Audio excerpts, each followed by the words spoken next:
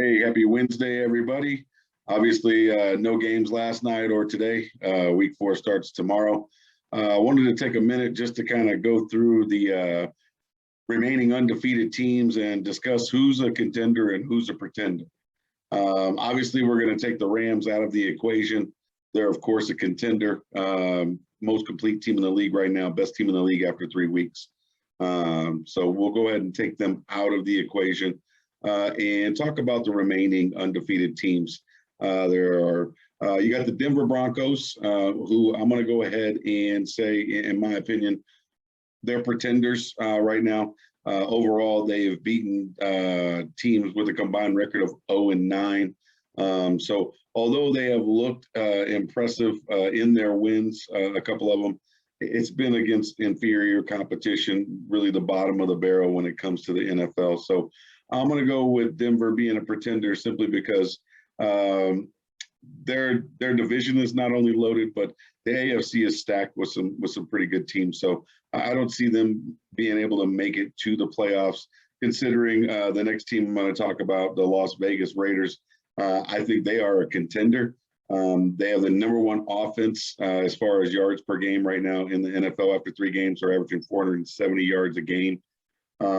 They're allowing on defense only 235 passing yards per game, which is a big deal in today's NFL if you can limit teams on their passing yards and being able to move up and down the field.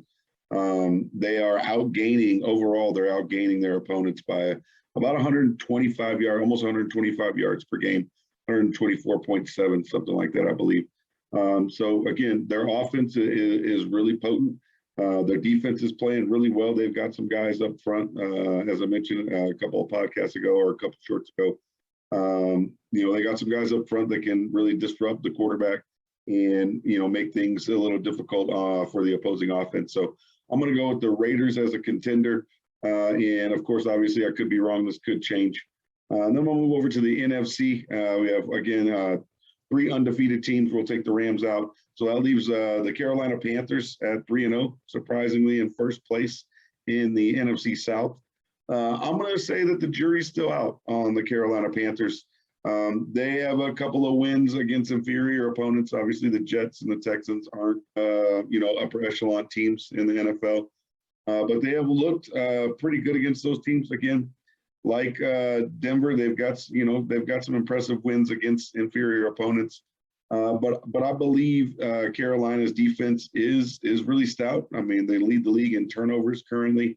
Sam Darnold is playing efficient, not playing at an MVP level, of course, but he hasn't turned the ball over very much. He's making sure to get rid of it when he needs to. So he's playing a lot smarter. I'm not saying that he's gotten rid of all of his ills or all of his woes, but definitely playing smarter. He got lucky, obviously, a couple of weeks ago. I think it was last week on Thursday, where he, had a couple of fumbles that they recovered. So I'm going to go with the jury still out on Carolina, just based off the fact that defense can carry a team. We've seen it happen time and time again. And then that leaves the Arizona Cardinals at 3-0.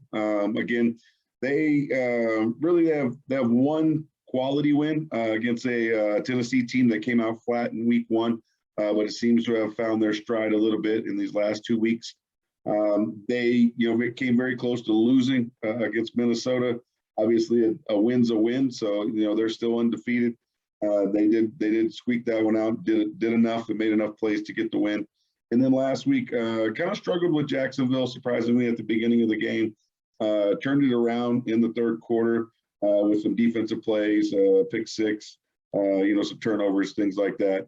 And really took advantage of a rookie quarterback being out there with a rookie head coach. So I'm going to go with Arizona being a contender. Have them making the playoffs. I think it's going to be very possible that all 4 teams from the NFC West make the playoffs. Unlikely, but it is possible.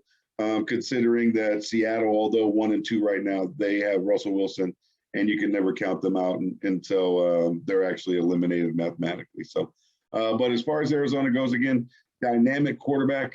Defense is playing much better, much improved from last year with the additions they've made. Chandler Jones is playing like a man who wants to get paid, and I imagine somebody's going to pay him if it's not the Cardinals after this season. So he's definitely earning his money for the next couple of years, that's for sure.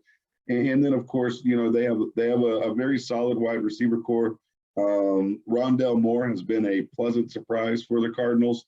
Me being a 49ers fan, it's an unpleasant surprise for me, knowing that my team has struggled with teams that have depth at wide receiver, just because we don't have a lot of depth at cornerback or safety. So it's going to be tough for us to overcome what the Cardinals have. And it's going to be tough for a lot of teams to overcome what they have at wide receiver, which opens up the running game. They don't have any elite backs, but they do have enough to, you know, keep teams honest and open up that passing game and then open up Kyler Murray with his legs. So I'm going to go with Arizona as a contender.